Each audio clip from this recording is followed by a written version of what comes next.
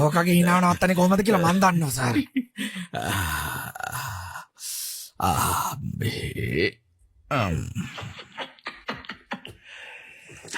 උඹේ නම මොකද කොල්ලෝ?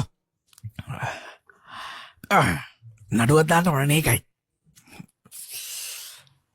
පුෂ්පා. සම්පූර්ණ නම මොකද්ද?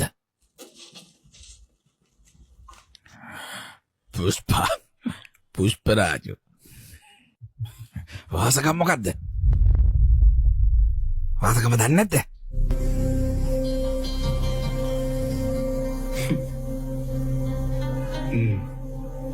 වාසකම කියන්නේ ඔබේ නම ඉස්සරහින් ලියන්නේ අර. ආන්න ඒක තමයි අහන්නේ මේක මහත්තයා. දන්නේ නැද්ද? මොනවද කල්පනා කරන්නේ? අපිට නම් වාසකමක් තියෙනවා. උඹට නැද්ද බං? ඈ? කියපන්. මොකද්ද ඔබේ වාසකම? යකෝ සද්ද නැතු ඉන්නේ.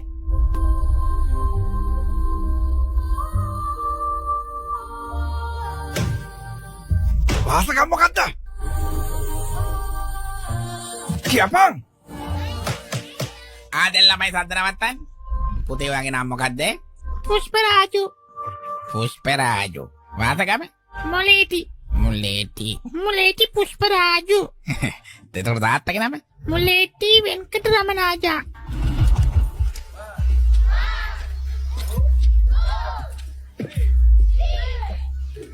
මොකද ඉස්කෝලේ මහත්තයා කවුරු මොනවා කිව්වත් නිකන් ලියනවද නම?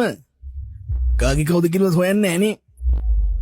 මට ආරංචි වුණා අපේ අප්පච්චි 3000ක් මෙයාගේ ගෙදරට රින්ගුවේ කියලා. එහෙම උනායි කියලා අපේ වාසකම් මුගේ වාසකම් වෙනවද?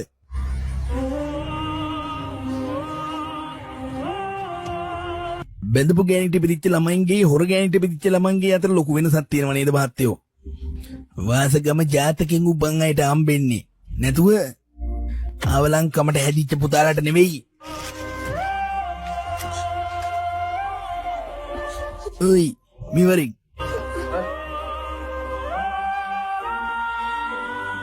බෙනම මොකද්ද? මුලේටි පුෂ්පරාජු. මගේ අපච්චි උඹේ අම්මත් එක්ක බුදිය ගත්ත පළියට මගේ වාසකම ඔබේ නමට ඉස්සරහින් ඉන්නේ හරිද? ආගනින් අදිබසි උඹට වාසකමක් නැහැ. ඕනම නම් අවජාතක පුෂ්පරාජු කියලා දාගනි. නැත්නම් ඔබ පුෂ්පරාජු විතරයි කියලා දාගනි. දැන් මට කියපන් ඔබේ නම මොකද්ද? පුෂ්පරාජු. ඈ?